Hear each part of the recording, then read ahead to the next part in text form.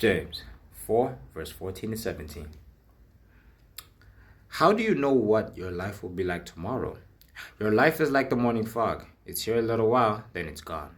What you ought to say is, if the Lord wants us to, we will live and do this or that.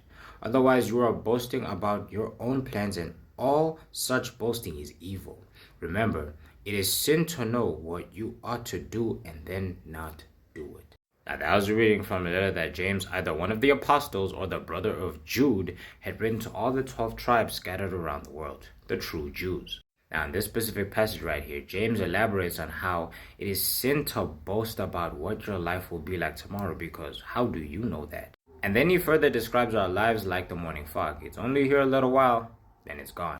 But what is exactly James trying to teach us here as the readers?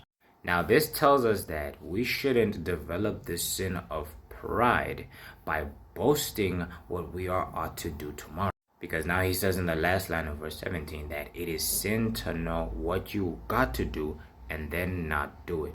Because, for example, you're going to be like, oh, tomorrow I'm going to pray, I'm going to go to church, I'm going to sing praise to God, and then that day comes and then you don't do it. And like, what then? So it is better to say that if God will allow me to live, then I will do this.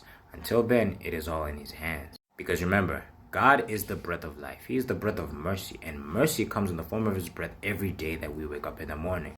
And with that mercy, we shouldn't play around with it. And that is exactly why Jesus said, do not worry about tomorrow, for tomorrow is going to worry about itself. Today's troubles are enough. So for now, be thankful for what the Lord has brought forth to you today. All the great things that happened today, thank him for it. And then tomorrow might be even greater. Who knows? It's in his hands.